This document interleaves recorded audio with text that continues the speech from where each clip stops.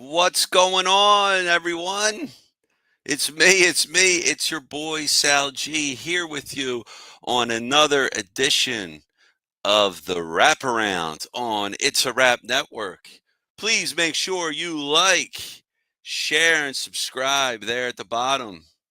You just find us all over your social media platforms. We're anywhere and everywhere. Just type search into your favorite platform, and you'll be able to find us and tune in. So please show us some love. We really appreciate it. We're growing. We're growing. We're getting bigger.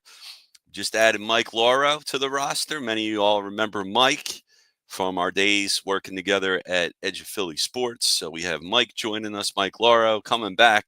He'll be joining us in February. You know what? While I'm talking about Mike, I might as well throw him up here. We got a little graphic here. There we go. Mike Lauro. Mike at Mike Lauro Sports. Make sure you give him a follow. There it is. Mike joined the It's a Rap Sports family, and he'll be joining in February. All right, good to have Mike back. So what's going on, everyone? It's been a great week in Philly sports. As you could see, as you could see, I am wearing green colored glasses, a green colored hat, Bill.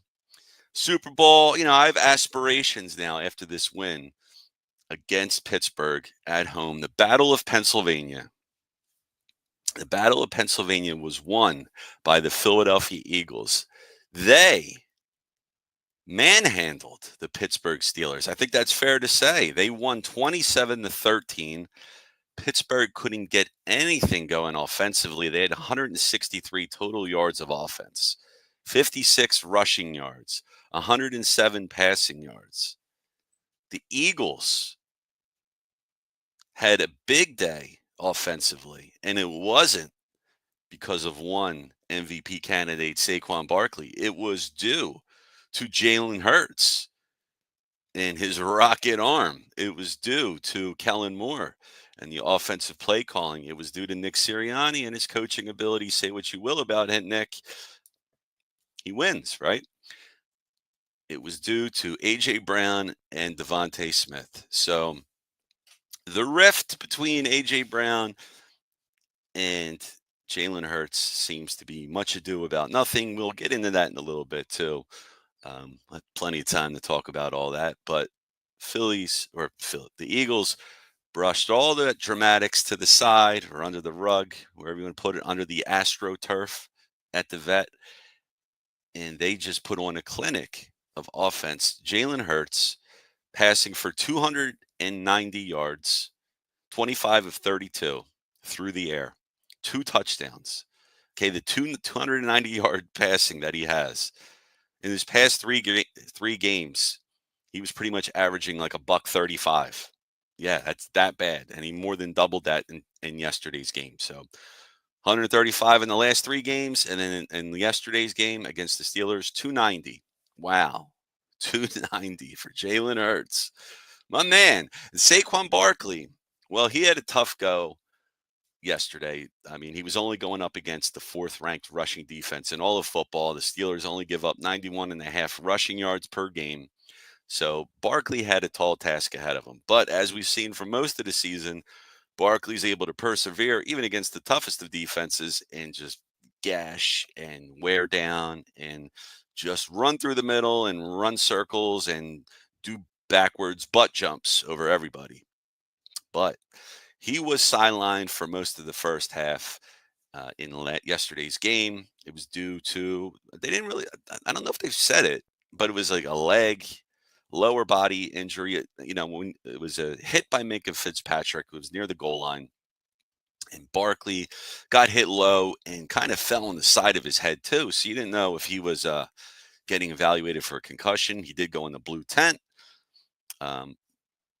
Luckily, I don't think there was a concussion because he was on the sideline with his helmet on. So anybody that got their bell rung like that, if it were a concussion, he wouldn't have his helmet on. He probably wouldn't be on the sideline. He'd be getting the care, and the doctors would be taking a look at him. So it must have been some type of leg injury.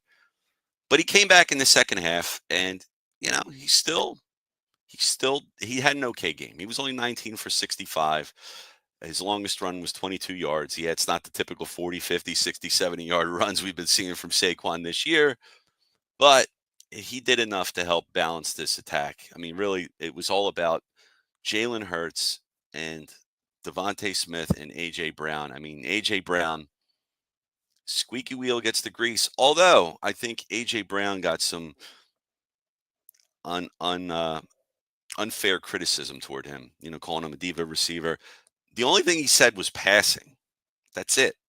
That's all he said. What's wrong with this offense? Passing. So, yeah, first thing you think about is, well, passing, quarterback. Quarterback's not throwing it to me. But I think it was a little deeper than that. I mean, during the week, you've had Jalen Hurts talk about passing. Passing offense needs to get better. Nick Sirianni's talking about the passing offense needing to get better. So, unfortunately, A.J. Brown being the type of player he is, being an awesome player, he just gets lumped in with all these other receivers, these great receivers of all time that are known as divas. Give me the football. If you're not throwing me the ball, I'm going to bark at you. A.J. Brown did slam his helmet last week during the game, of apparent frustration, if you will. So I guess afterwards, in the post game, and he's in the locker room, and the reporters are asking him what's going on, and all he says is passing. That just means, well, him and Jay. Well, it didn't help that Brandon Graham came out and said A.J. Brown and Jalen Hurts used to be buddies. Apparently, either A.J. Brown or Jalen Hurts, one of them is the godfather to the other's child. I believe it's Jalen to AJ, but either way, they have some familial connections there.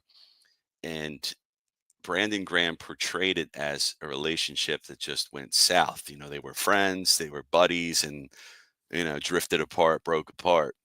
Well, after the game yesterday, I couldn't tell if there's any issues between those guys.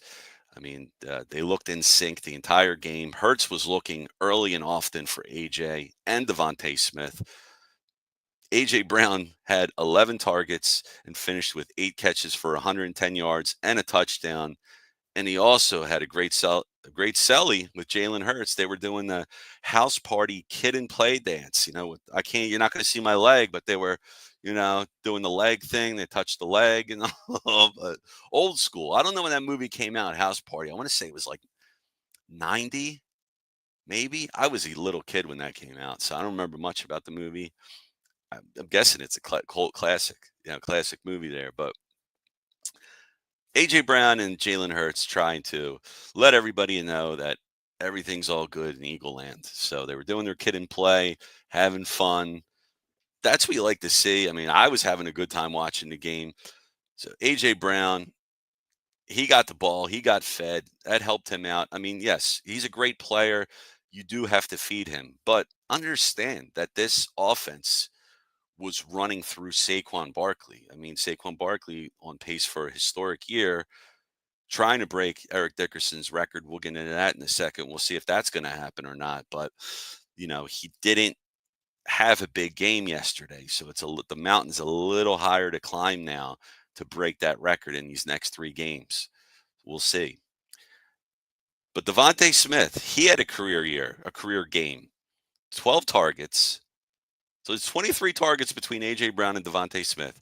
Devontae had 11 catches. That's the most catches he's ever had in his career for 109 yards and a touchdown. Awesome game by both of them. So obviously coming into the game, you know that the Steelers have a vaunted run defense. So the way to beat them is through the air. And that's what the Eagles did. I just didn't think it was going to be this type of game. I honestly thought you were going to see like an AFC North type of game. Mike Tomlin was saying that coming into the week. AFC North, a Ravens Steelers game is like a 13-10, 17-14 type of game. And I was expecting something similar. I was expecting like a crazy enough, a low scoring game, 16-10, 23-17, something like that. It's 27-13. I guess it's not that far off. I just wasn't expecting the level of dominance. Now, what did the Steelers in this game? Well, they had a lot of turnovers and penalties that caused them to lose this game, in my opinion. I mean, the one penalty or the one turnover that they had, the Najee Harris fumble. I mean, that was the turning point in the game that gave the Eagles the ball in great field position, and they were able to score off of that. So, and that pretty much put the dagger in the Steelers there. You see what's going on? I see some comments here. Let's check them out. My man Pat Bernard in the house. What's up, bro? What's going on, Pat? After yesterday's game, Jalen Hurts needs to be in everyone's top 3 list. Mm, for quarterbacks, I don't know. I don't know. I mean, he's really good, and yes, he doesn't have the passing numbers to probably warrant an MVP award. But right now, I probably have either Josh Allen or Lamar Jackson at the one spot. Now you can mix and match. I mean, they both had great games yesterday. Uh, Josh Allen, or I know Lamar threw for 5 touchdowns, and Josh Allen was in a shootout, a classic shootout with the Detroit Lions. And then you have Jared Goff, who's pretty good too. But yeah, Pat, I mean, Jalen's definitely up there. I was wondering before yesterday's game, is there an issue with Jalen? I was wondering if there was a problem there.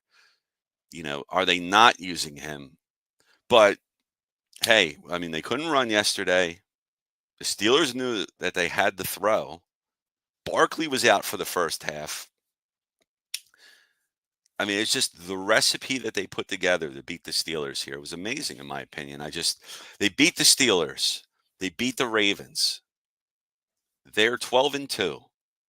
Okay, the Steelers are first place coming into the game in the AFC North. I don't know if they still are. I didn't check the standings in the AFC yet, but the Eagles right now, first in the NFC East, tied with the Detroit Lions for best record in the NFC. As of right now, and if the Lions have the tiebreaker on the Eagles, more conference wins. So there's 3 games left for both teams, for the Lions and the Eagles. Now, the Lions have a tougher road ahead.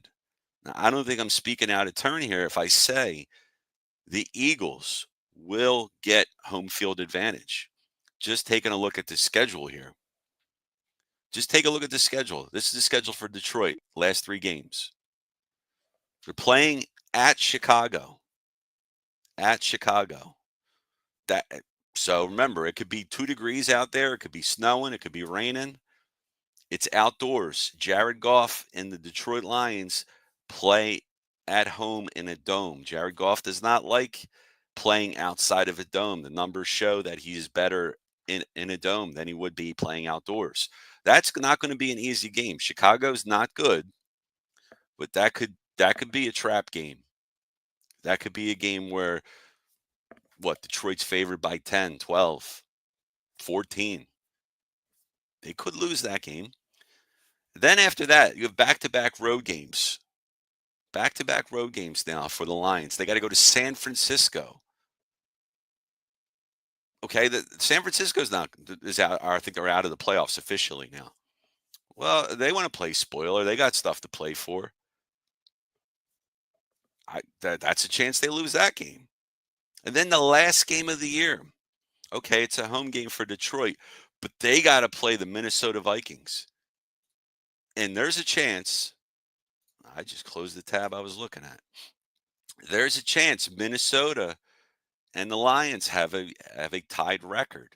Minnesota's 11-2. That's not right. Yeah, that's right. Is it right? Oh man, Minnesota is 11-2. They playing tonight? What is going on here? No, man. Now I'm gonna look real quick. I gotta see. See, I should know this stuff. They are. They're playing tonight. They're playing Chicago tonight. Minnesota's at home. All right. I'm going to say Minnesota's going to win the game. So they're going to be 12-2. Okay. That ties them with the Lions. It ties them with the Eagles for best record in the conference. I think the Lions still have the tiebreaker. But the Vikings and Lions still have a lot to play for. What the Vikings do in the last game of the season, there's a chance that game means a lot to Minnesota. trying to beat the Lions for that top position. And if they can't get that first round bye, right now they're currently in the fifth seed against the Rams, who are number 4. So, and I'm showing the Eagles as of right now. This is the season ended today. The Eagles would be playing the Commanders, who the Eagles go and play on the road next week. So this is a big that's a big game for the Eagles. The Commanders are a good team, not to be taken lightly. Now you kind of wonder if that's going to be a letdown game. You're all amped up. You beat the Steelers. You won the state championship here. Who's the best in state? And now you got to go to Washington.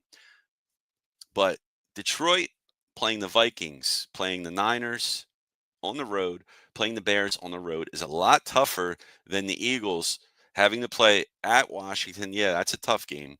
But then Dallas at home at the Link, I'm not scared of that at all. The Giants at home at the Link, who's throwing? The Giants are better off having Danny DeVito be quarterback than Tommy DeVito. And I like Tommy Cutlets. Oh, well, come on. This 3-game schedule for the Eagles is a lot juicier than the one that the Lions have. That is not an easy schedule for the Lions. Playing Minnesota in that final game, that more than likely will mean something. And I really like that, the NFL does put divisional matchups, at the end of the season, because that's the stakes are on the line, adds more drama to the situation. So I think that's really cool. I love that a lot. So Detroit, Philadelphia. And shoot, if Minnesota wins today, that's another team 12-2. So that's going to be tough. It's going to be tough for sure. I'm excited for it.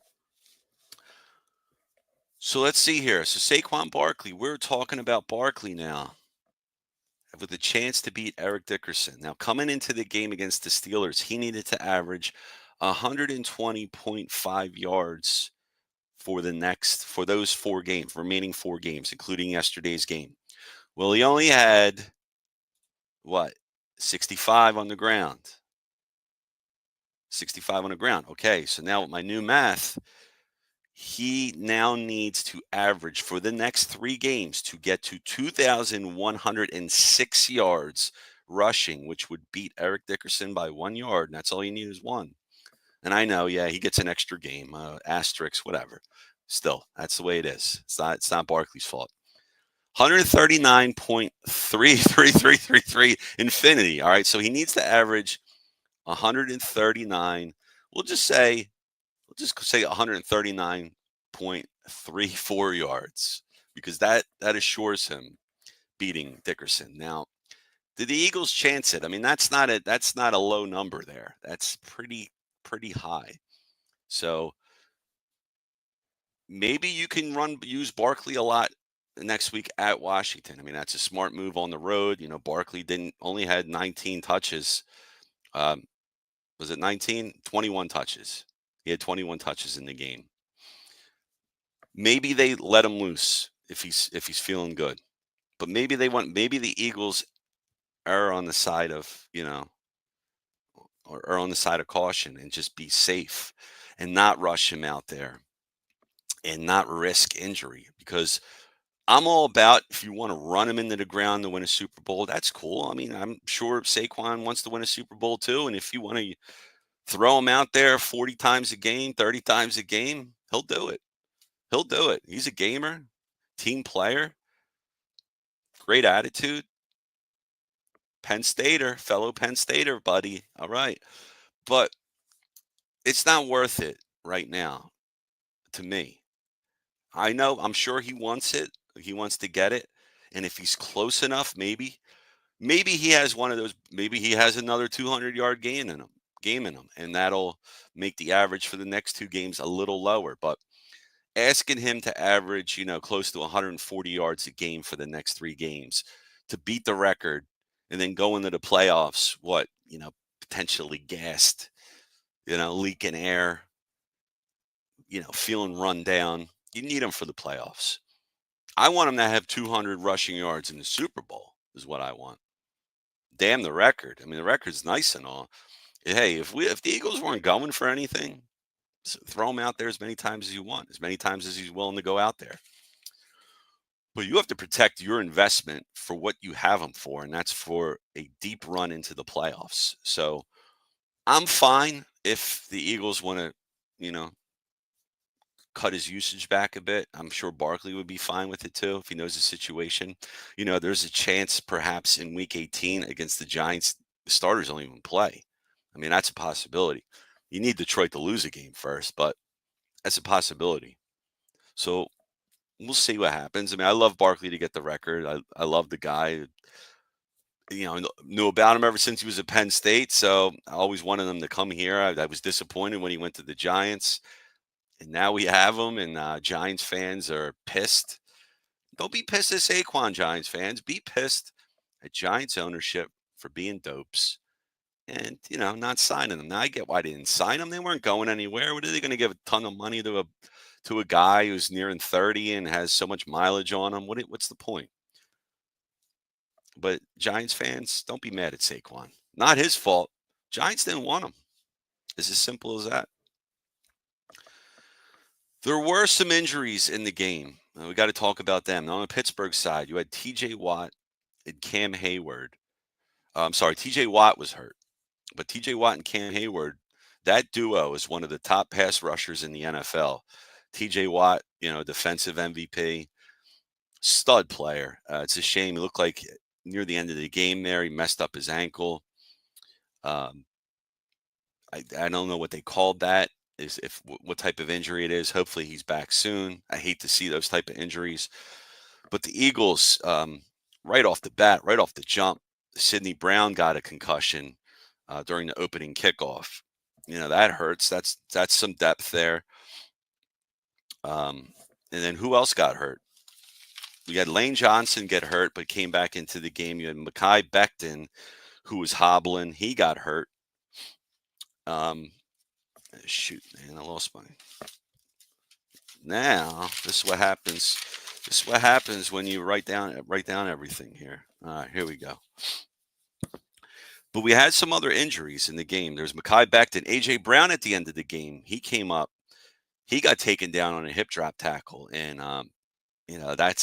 was scary because it looked like he could barely move. Post game, they were saying he's fine, but these are the things you have to worry about now. We're at the end of the season. Guys are getting beat up. They're tired. The season wears on every player, each and every one of them here. But I know Landon Dickerson. Landon Dickerson got hurt, a knee injury. So that's huge. That's huge. I don't think he came back. I don't think he came back in the game. I would have noted that. Lane did.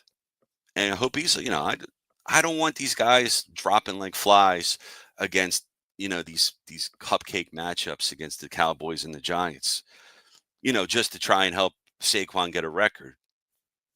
I don't know. I just think you want to be smart, play smart football in these final 3 games. You want to try and get home field advantage. I think that's the number one goal right now. Get that first round bye. I think that's important. Play at home. You would rather play Detroit in Philadelphia at the Link when it's 10 degrees out than you would in a climate-controlled environment in the Dome in Detroit. Jared Goff's, home crowd behind them. You don't want to be the Eagles playing over there. You want Detroit to come to your house, for sure. Yeah, from what I saw, Dickerson never came back in, knee injury. So I hope he's all right. I hope he is. So what else can I take away? Well, let's get into this. Let's get into this drama for a little bit. Some drama here, because there's a lot to talk about on the Eagles. So I mentioned that Brandon Graham was on his podcast and he was talking about, Jalen Hurts and AJ Brown not getting along. They used to be close. I'm paraphrasing here, but they were talking, and that Perhaps Brandon Graham doesn't know the whole story. I mean, he's a defensive player. He doesn't play with the offense. Defensive guys hang out with the defensive guys, offensive guys hang out with the offensive guys in the locker room. It's just the way it is. But, where there's smoke, there's usually fire. So you wonder, is there some type of beef or drama between AJ Brown and Hurts? Well, for at least one game, they squashed all that. They squashed that. AJ Brown says he and Jalen are good and that Brandon Graham is just an emotional player and kind of blew it out of proportion. I believe that. I can go with that. But so when you have that happen, then you had Donovan McNabb. Remember our old quarterback Donnie Mack? He was on the radio and he was talking about situations and uh, the situation between Hertz and Brown. You had Terrell Owens, who remember had major beef with McNabb, who called him out for throwing up in the Super Bowl. Terrell Owens goes to social media and blames McNabb again for the team's Super Bowl loss to end the 2004 campaign, while also suggesting his former teammate follow his own advice. Basically throwing some more shade at McNabb. I mean, this is 20 years ago. I mean, does Owens have an axe to grind or what? Holy smokes. Oh my goodness. Whew. I mean, say what you want about McNabb, man, but whether you like him or not, but man, Owens just has it in for him, man. Seriously. Well, in other Eagles news, Jeffrey Lurie sold portion of his team to some families there. Lurie still maintains control. He sold 8% of the team, and the Eagles are currently valued at 8.3 billion. When Jeffrey Lurie bought the team in 1994, he bought it for like 180 million dollars. So, did he get a return on investment or what? But remember, Lurie, you go from 180 to $8 billion, you still don't have cash from that team, right? You don't got to sell the team to get that money. So selling a little piece of the team there, what you figure 8.3 billion, 8%. Again, my math is bad, but that's just under eight $800 million. So that's cash he's just going to get in hand, and he's going to probably give to his family, give to his wife, go spend some money, have some fun. So that's nice. It must be it must be nice. So he sold a stake of the team and still got like 7 times more than what he bought just off of that 8% slice of the team. He got his money back and then some from his initial investment. So pretty good, man. If you want to make some money, own a professional sports team, but you kind of got to have to be a billionaire to own one, right? No more 100 millionaires. But that's wild, bro. That's wild. Mm, mm, mm. Uh, yeah, just looking at more stuff between the meetings between Hertz, AJ Brown, Brandon Graham, Jay Glazer reported that there was a team meeting where the players, addressed the team saying everything's good. Brandon Graham apologized for being a distraction. So we have all that good stuff. So we got a lot to look at. I mean, you never a dull moment in Philadelphia. Oh yeah, and you also had Nick Sirianni fighting with Jalen Carter on the sideline, and the defensive line coach Clint Hurt was getting in between them, and then you had Big Dom near Nick, just in case some big guys there want to bounce Nick. But man, but then Sirianni and Carter, there was a picture of them embracing in the game later on. So all seems to be good. Again, never a dull moment in Philadelphia. If you like drama, come to Philly.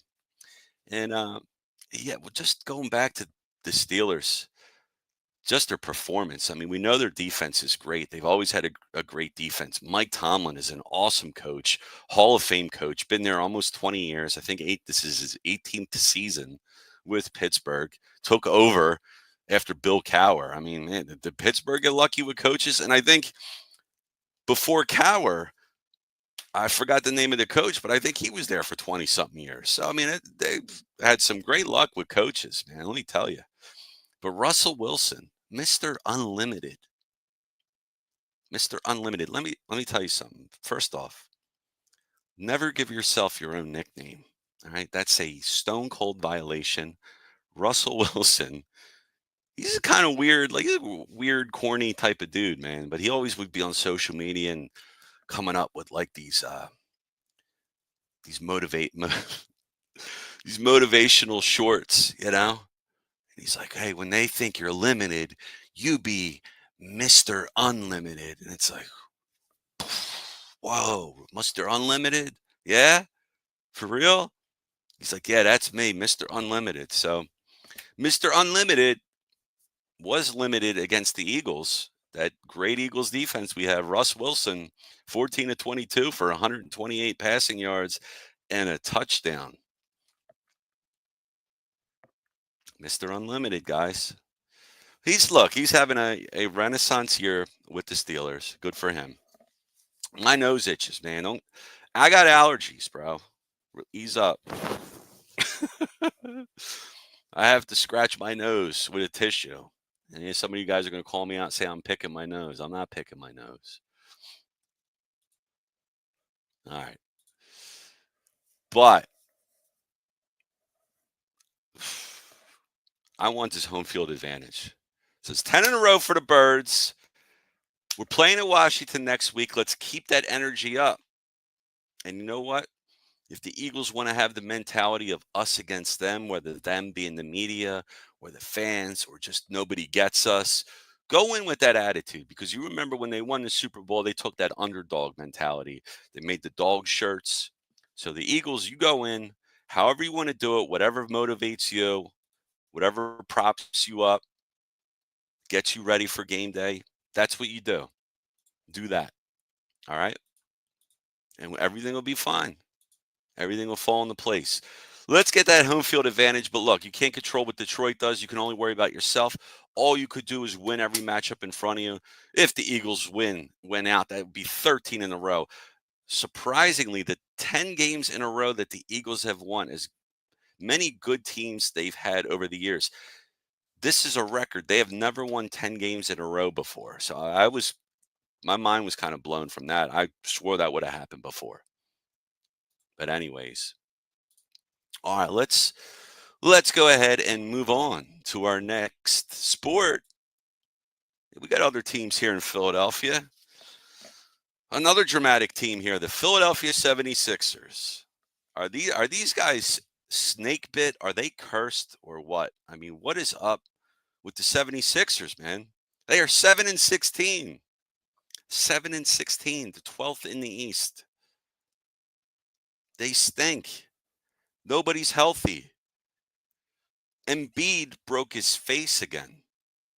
That is the third time in 9 years Embiid fractured his face. Do you know, in the history of the NBA, I saw this going back. I mean, with just the history of the NBA, there's only like a dozen facial fractures, and Embiid has three of them. I mean, that's ridiculous. Ridiculous. The Sixers only had one game this week. I don't know what the long layoff was about. I guess because of the playing cup and all, which the Sixers were never going to win anyway, whatever that cup's about. 0-1. They lost to the Pelicans who stink, but I guess they're better than the Sixers. But the injuries, man, Embiid has a broken face. He's going to get reevaluated again next week. And I don't know how soon he's going to come back from that. I don't know how quick, if he can don the Phantom of the Opera mask again and get busy. You know, he's done it before. I don't know. I don't know. I don't know how motivated Embiid is. And I hate saying that because I don't think he's soft. I really don't. To break your face 3 times in 9 years, that is some bad ass luck. And let me tell you, it's not normal for that to happen. All right. It's a shame. It's bad luck.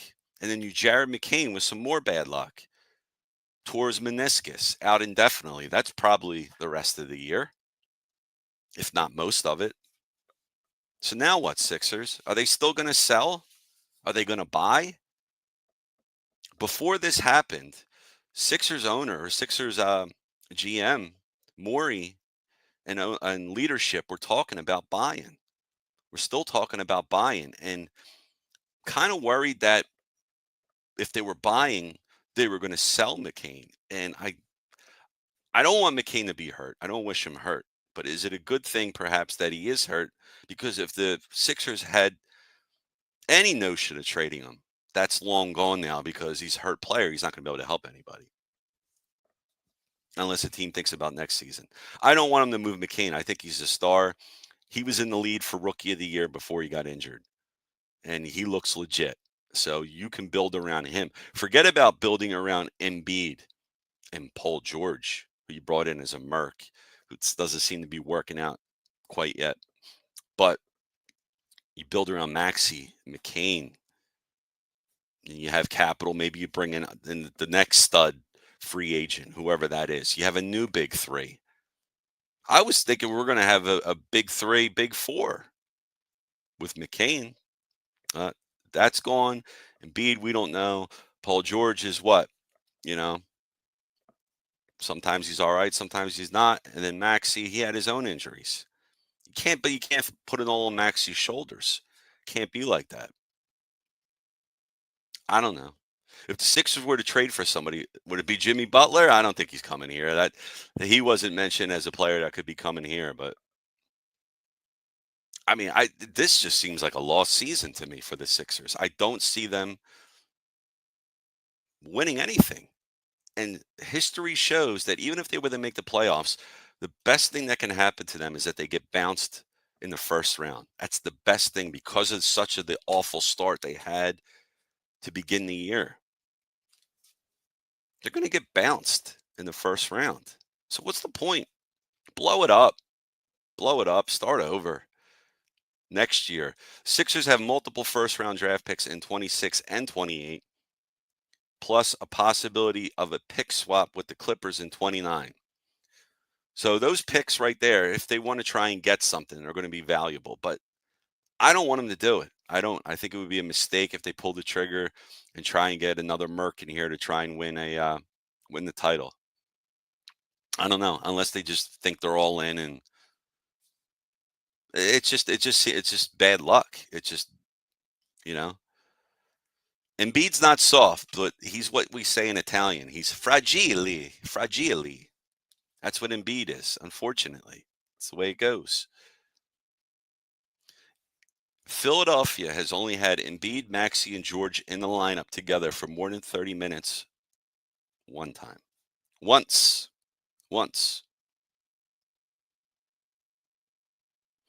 And believe it or not, despite all this, despite their crappy record, the Sixers do still have a shot for the play-in. They're only 2 games out of that play-in tournament spot and 5.5 games back of a top 6 seed and guaranteed playoff spot. That just tells you how bad the conference and divisions stink. Seriously. Because they shouldn't even be close to sniffing the playoffs. Shouldn't be close. They stank. They lost to the Pacers, bro. Pacers were 10-15 before beating the Sixers for their 11th win. But they're just better. Smoked them 121-107. Smoke jobs. Come on. It's enough of that. No Sixers. Next year, guys. We've been saying next year for like 10 years now, right? Ever since Embiid came in. Trust the process. I can't do it. Flyers are exciting me, though. It's like they switched bodies with the Philadelphia 76ers because they actually have a winning record. They're 14, 13, and 4. Fourth in their conference, in the Metro Division. Fourth. Yes, they lost. They lost to the Minnesota Wild, who is a damn good team. They lost on Saturday. But over the past week, the Flyers were 2-1. That's pretty good, pretty darn good. Beating Columbus, beating Detroit. You play Detroit again Wednesday. Sixers play tonight, by the way. Just I forgot to mention that. They play tonight against Charlotte. Charlotte, one of the only Sixers have 2 wins this year, or two of the wins that they have overall. Two came against Charlotte. So it looks like they might have Charlotte's number. Maybe they get a win. And then they have a rematch at home against Charlotte. So back to, home and home, spread out over, again, another 5 days. So maybe that's two more wins, easy wins. I don't know. Anyway, back to the Flyers. They play at Detroit Wednesday, December 18th, 7 p.m. Eastern Time. After they lost at Minnesota, it snapped a 7-game point streak on the road. That's a shame, but the Flyers are keeping me entertained. They really are. They play to the end. I mean, I sound like a broken record, but they play to the end. I love John Tortorella and what he brings to this team. He is a hard ass coach, but that hard ass mentality works with these guys. I believe it does.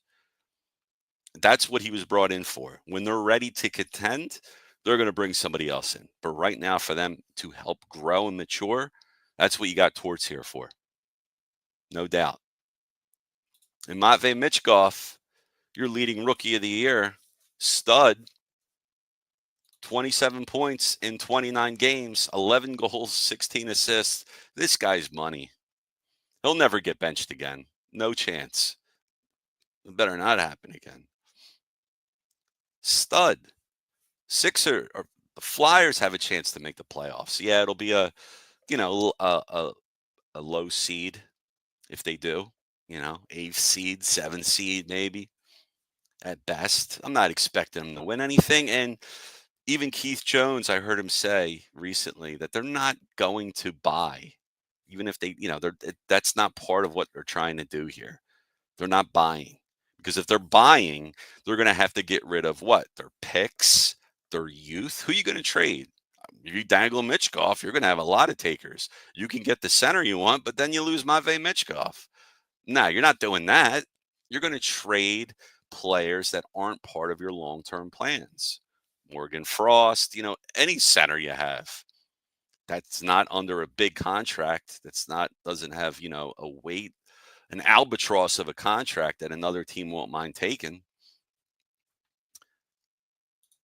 They got to do, they're doing it the right way. Right now, they have 3 goalies. Is Ivan Fedotov going to get moved? I think he should get moved, or you send him down. Let Kolosov, who's younger and looks like he has more talent. Right now, he is the backup, but having Fedotov in the mix, I don't know what rotating 3 goalies does for you unless you're just trying to build trade value. Maybe Kolosov is the guy they move just because they don't like that he was demanding he either play in the USA in the NHL or get sent back to the KHL league in Belarus, Russia. But I would trade Fedotov. He's 28-year-old rookie. You can ship him out of here. Get something. If you can get a first-round pick for Rasmus Ristolainen, I don't know. I get a lower pick for maybe you package the two and get a couple picks from a team. You're not going to get a center because everybody wants a center. It seems they're tough. They're rare to get. A really great center. That's what we need. That's my wish list. Santa, if you're listening, I would like a center for Christmas, please. But the Flyers, yeah, man, they're keeping me entertained. I love watching them, man. I cover them here on Clear the Ice. Make sure you tune into that post-game show.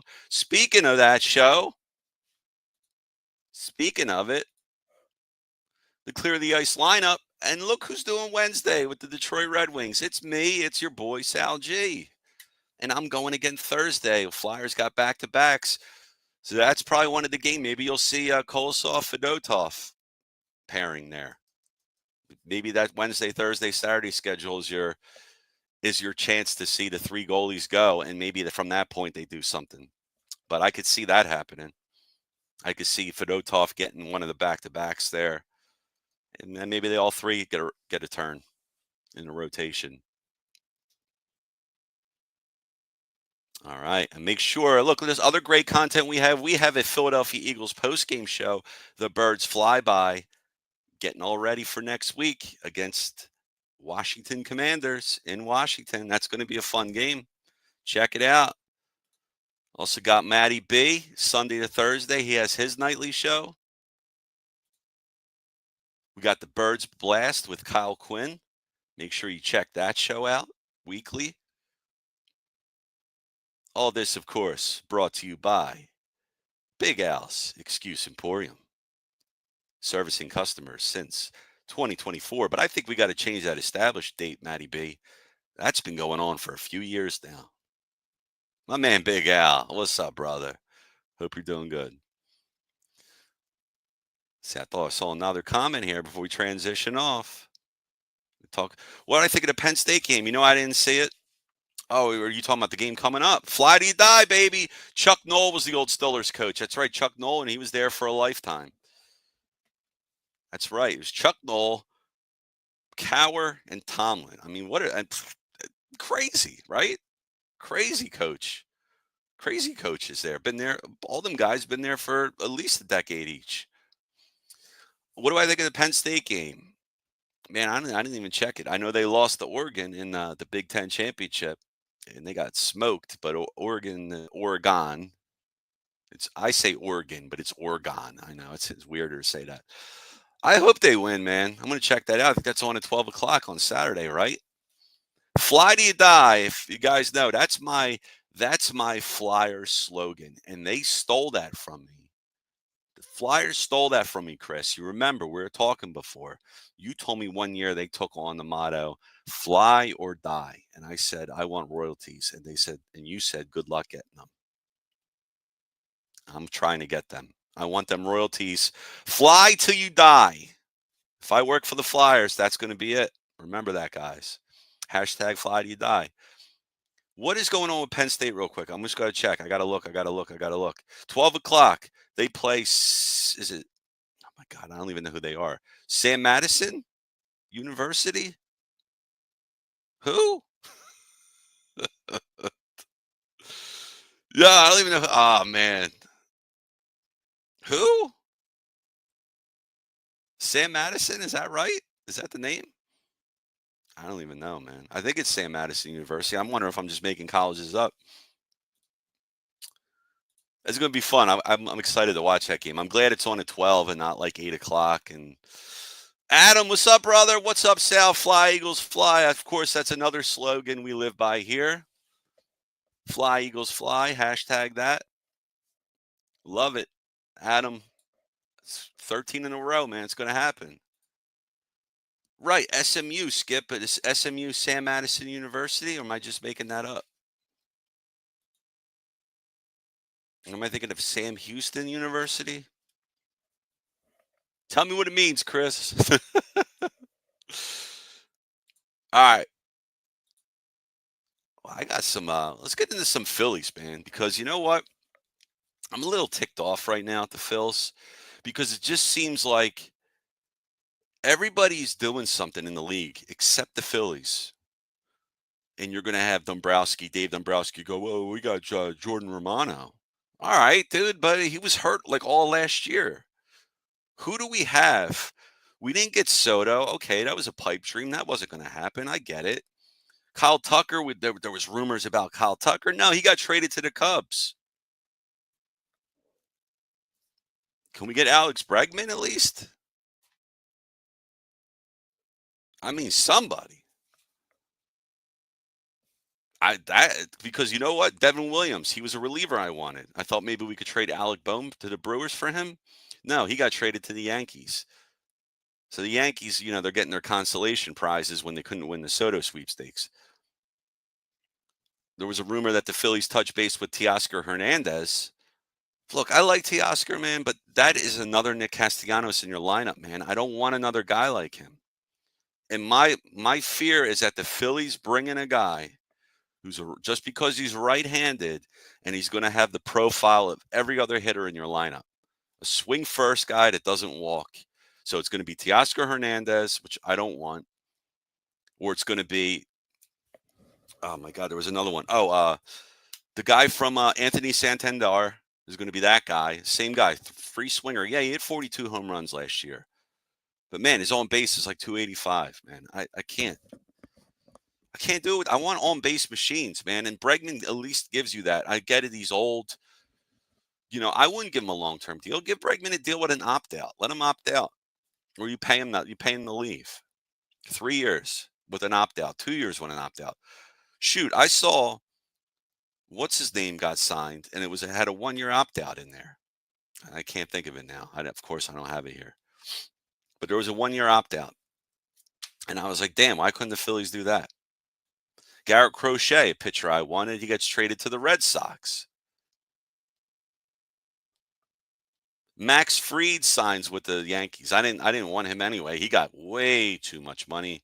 Good on his agent from getting him that, but that's just the Yankees trying to appease their fans because they lost Soto. So they got Max Fried, they got Devin Williams. I mean, that's nice moves, but it's not, it's not Juan Soto. So we get Jordan Romano, and everybody else who I wanted leaves. Who are we going to get, man? Pete Alonso? Like, where's he going to play? You're going to put Schwarber back in the field? You're going to put Harper in left field? Oh my God, please don't. You can't.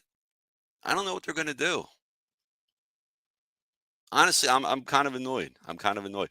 Look, I know to expect them to give a guy like $300, $400 million, I know that's not going to happen. But here's the thing. You have Alec Bohm, and you're trying to shop him. And guess what? Nobody wants him. Nobody wants him for what the Phillies went to the Mariners. They go, oh, yeah, Alec Bohm. And they're like, yeah, we got some interest. What are you thinking? They're like, George Kirby. They're like, you kidding me, dude? George Kirby. Who was the other guy? Oh, man, another guy, too, on the Mariners. Stud player. There's no way they're getting those guys for Bohm. There's no way. You go, all right, you train Ranger Suarez? Yeah, there's a lot of demand for a left-handed starting pitcher, for sure. But you need another player, and that you can't just get rid of Suarez and have nobody. And you could say, well, but Andrew Painter. Remember, Andrew Painter will take Taijuan Walker's spot when he fizzles out in mid-May because the Phillies are going to let him go at it again. Try and wait till mid-May because they're going to try and delay Painter's call-up time. That would be beneficial for the Phillies. It gives them an extra year of service time if they can do that. So they're going to try to. I believe it's May. There's not an exact date, but I mean, the Phillies know it. They're not going to tell you that's what they're going to do because technically not allowed. Players union can file a grievance. But it just seems like everyone is getting better except the Phillies, and I'm just kind of annoyed by it, and it's kind of getting on my nerves. Thank you, Adam. I appreciate it, brother. Southern Methodist University. Thank you. Thank you. I never would have got that. I don't know who Sam Madison is, but I made that up. I'm going to make a new college up called Sam Madison. Southern Methodist. All right. Everybody, are they good? Are they really good? I'm pissed we missed out on Kyle Tucker. Man, I know Kyle Tucker was a left-handed bat, but if we could have got him, I don't care if you're left-handed heavy then at that point. Tucker's a beast. Oh my goodness. Yeah, I wish we could cut Walker. I don't want him either, Adam. But the problem is, I don't really know outside of Painter who is ready, big league ready.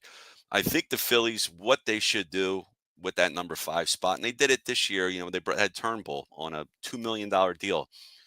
You throw that $1 million, $2 million, $3 million type 1 year deals to a bunch of nobodies. Throw that crap on a wall, see what sticks. You bring in a couple of those guys, invite them to spring training. Bada bing, bada boom. Some of them they get sent down, or maybe there's somebody you can bring up, something. But what we had, I'm not really feeling any of those guys. We'll see. All right, everyone. Well, I appreciate everybody watching. about to shut this thing down. I want to make sure I don't have anything else to promote here because I do a bad job at that. But I'm getting better. I've only been doing this for a while now. Would I have traded Bowman Cassidy and another prospect for Kyle Tucker? Yeah, probably. It depends what the prospect is. I'm not trading two big league ready guys and a top prospect for Tucker. That seems a little much. That seems a little much to me, but I wanted Kyle Tucker here. So, I mean, you think about it. If you lost Cassidy, right? Because Cassidy's making $20 million and you don't have to pick up that salary because Houston's probably going to want you to eat some of that money. That's the problem. Boehm's not making anything yet significant, but that's what you would have to have happen. And then maybe you could throw that $20 million and you want to bring in a Santander now, a 40 home run bat from the right side, because now you got Kyle Tucker playing the left, playing a left-handed bat. Oh my God. You could put Tucker in right field and Santander in left. I'd be down with that. If you could do if that all that could happen, Adam, if you could tell me that all that could happen, and Santander is the replacement for Castellanos or the left field replacement, that's a right-handed bat. Yeah, that gives you 40 home run pop. Yep, I would do that for show. All right, guys, about to wrap this up here. So I appreciate everybody listening in. Make sure you check us out. We got all these great shows I was telling you about. Give us a like, share, and subscribe. Tell all your friends. You're going to see me on Wednesday night doing Clear the Ice for the Flyers on It's a Wrap Network. Tune in. Be there or be square, as they say. Great show. Appreciate it, Adam. Appreciate everybody listening. Talk to you all next time. Take care, everyone. Peace.